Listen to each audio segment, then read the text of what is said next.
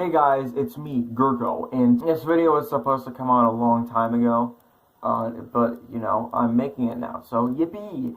Yay! So today I'm going to be ranking all 30 movies that I saw that came out in 2018. Just to clarify, everything I'm saying here is fact. Nothing is opinionated whatsoever. Okay, good, let's get going. Yeah, let's go! The Netflix original movie, Mowgli. This is apparently being made since before Disney was doing their Jungle Book movie, and it shows because it was really sloppy. This whole movie, like, it had no one vision. It felt like a corporate argument. Truth be told, I didn't really ever finish watching this movie. I didn't stop watching this movie because it was bad. I just stopped watching because it was bedtime.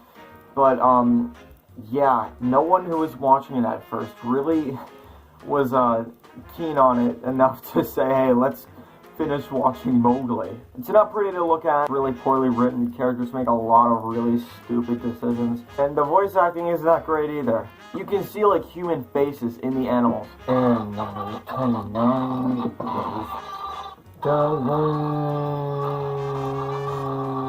number 29 is The Grinch, and number 28 is The Christmas Chronicles. They're both Christmas movies.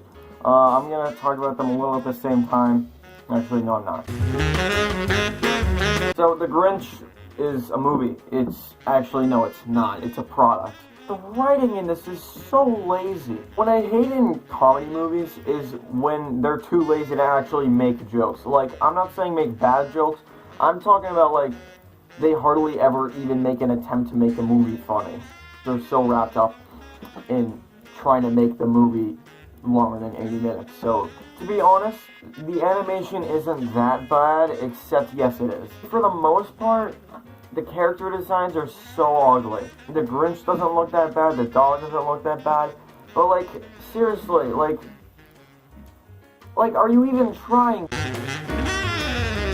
Sometimes when I was watching this movie, I had to remind myself that it was, like, made by human beings. Stupid. There's a lot of stuff that happens that doesn't really make any sense.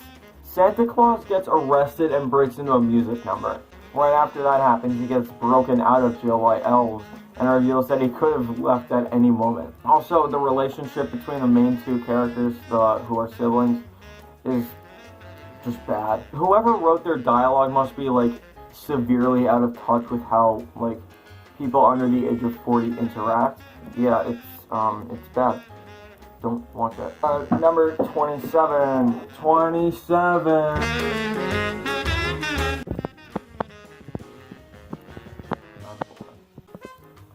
This movie is very bad.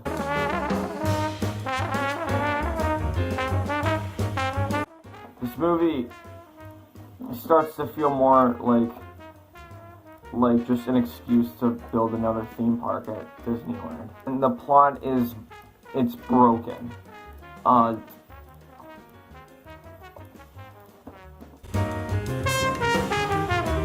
When I said this movie was kind of meh, I was understating kind of a little. This movie's really bad. And the more I thought about it, the more I realized that I can't really stand it. Like, there's this guy, and he's batty, and he wants to collect teeth. That's his thing. He collects dinosaur teeth, and he, like, puts them on a necklace, right? Pretty edgy, right? I know, it's so cool. Like, that's such a good motivation for a movie. He wants to kill all the dinosaurs and collect their teeth. So, isn't that threatening? And he graduated top of the class, Navy SEAL. I don't even know what to say anymore. So I guess Venom's a movie. Venom's basically like Upgrade, but like not good. There are definitely positive things about it, which are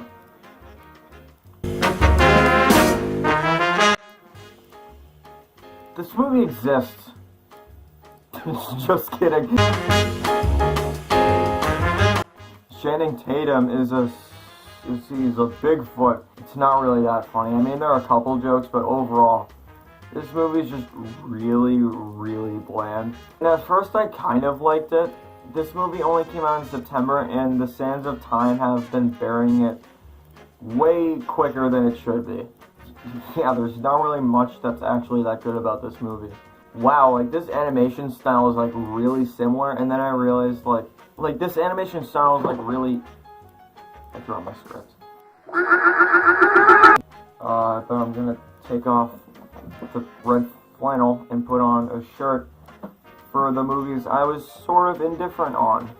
These are movies I didn't really hate, but I also really don't care about them.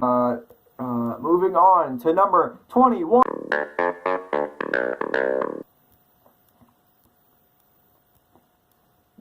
This movie exists. Rampage is weird, because, you know, Dwayne "The Rock" Johnson isn't that bad in it. The last act was pretty funny, but this movie's just, it's stupid. That's okay, but, like, it's not, like, fun stupid till, like, the last half of the movie. So, like, the first half, it's kind of a drag. Like, some of the characters are really bland, like the generals, the villains especially. So, the advertisement for this movie is probably the worst of the whole year.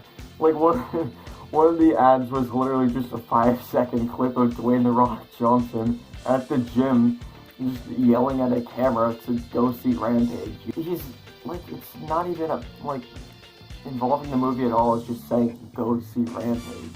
Like, what if I advertise my channel on Instagram like this? Subscribe to Gurgly Turtle, please. Wouldn't that be weird? Well, I mean, you guys should be used to being weird, but, like, even still. Ant-Man and the Wasp is one of the weaker Marvel movies. At first I liked that it wasn't really tied to anything, but then I sort of realized, like, people are spending millions of dollars to, like, make this into a thing. So it might as well be worth it. And the more I realized that, the more I realized this movie doesn't really have any reason to exist. Everything else I said, the individual review still stands, though. Aquaman is, the most epic movie of all time. So Aquaman was weird, because sometimes this was, like, the greatest thing to watch. Other times, it was a drag, because it was 2.5 hours long, and you get Pitbull to do an EDM cover of Africa by Toto for the soundtrack. It's sort of a double-edged sword, because sometimes it's, like, entertainingly weird, other times it's just stupid. I remember thinking that this movie was going to be horrendous before it came out, then after it came out, everyone loved it, and I figured, oh, okay, so I guess it's good. The animation was awful. This was not an entertaining movie to look at. Like, I was embarrassed to be in a theater watching this based on its aesthetic alone. Something weird about this movie was the comedy, because sometimes it was actually really funny, but other times it was, exactly what you expect from a Teen Titans Go movie. I have basically the same thoughts about this being pointless as Ant-Man and the Wasp. At first I really didn't have a problem with it. In fact, I was really on board with it. But the more I thought about it, you know, the more I just realized it doesn't really have any reason to exist other than the big dollar. And even on that front, it didn't really deliver. It was entertaining. I didn't hate it. I enjoyed a lot about it. It's just that the ending was sort of awful in the way that it sort of tied it into, like, a new franchise. It's funny. No, it's not. Shut up. Now I'm gonna move on to the movies that I really liked. Bye. Okay, I'm filming this stupid video again. I still had issues with this movie, but overall I enjoyed it. I thought it was fun. I thought most of the action was really good. And some of the visuals were pretty spotty, but overall I thought it looked really great. A lot of the time, the movie acts way more clever than it actually is, which is really frustrating, especially when what it's doing doesn't work at all. Next. The choreography in this movie was excellent. It's some of the best I've ever seen in a movie. The musicals were amazing. The visuals for the most part, were fantastic. Lin-Manuel Miranda, like, stole the show, right? Like, this movie would not be nearly as good without him. It's not a perfect movie, but it's really entertaining. The problem I have with this movie is just that it is really stupid. The plot for this movie is just really bad. The boundaries to what can and can't be done are non-existent, which makes the movie really confusing. At times it feels a little bit like a drag. The pacing wasn't very even. They were just like really unrealistic. Like, okay, you are not telling me that this is happening in a movie that I'm watching right now. But overall, I was willing to let it go just because it was so entertaining to watch.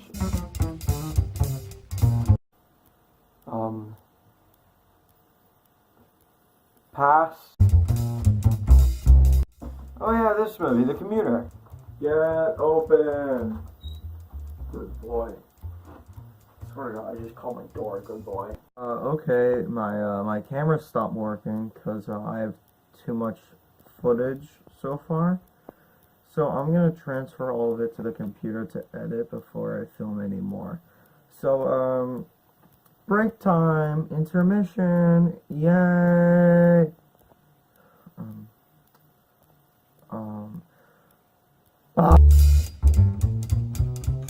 This movie was good. It was a biopic, so no one really wants to hear anything about it. This video is getting really long anyway, so you know what that means? It's time for the top 10 movies of the year. Go away. Notifications, God. This year I feel like I didn't see as many movies as I normally do, but I feel like I saw enough good movies to say that this top 10 list is pretty solid. So yeah, that makes me happy. Anyway, number 10 is...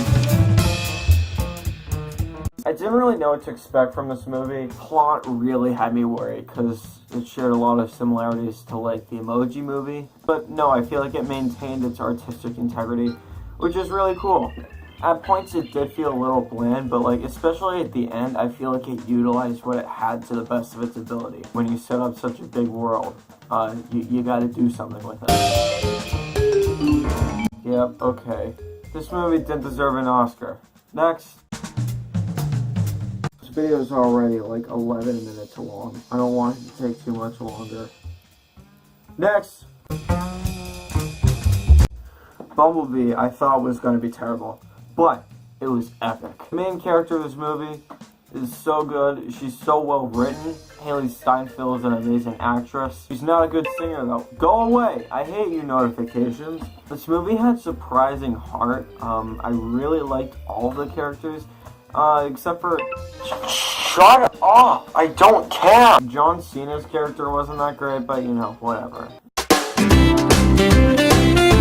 Honestly, this is probably the best looking animated movie of all time. The villain wasn't great. Aside from that, this movie's so good. The characters are funny. I love the way they play off of each other. It's really well written. Yeah, the comedy's great. The action is amazing. This is one of the best superhero movies of the year, without a doubt. Paddington 2, I already talked about this in another video. But you know what, it was great.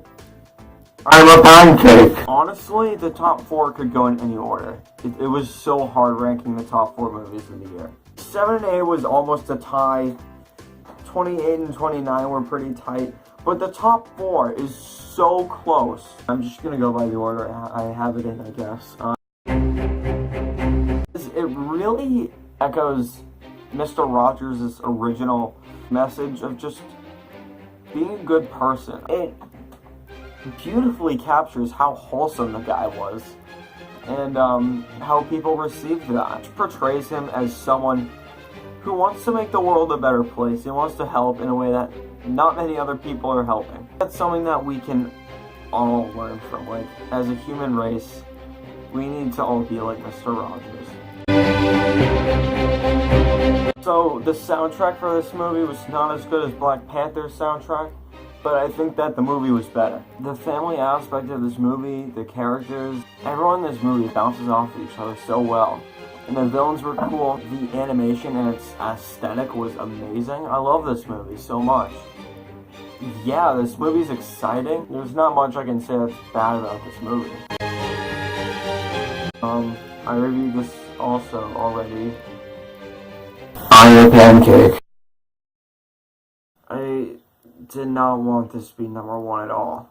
The more thought I gave it, the more I realized that it deserved to be number one. And a lot of you knew what it was going to be before you even clicked the video. Because I'm sure a lot of people my age, at least, would agree with this.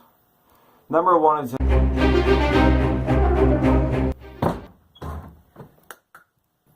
Everyone knows that The Favorite is the best movie of the year.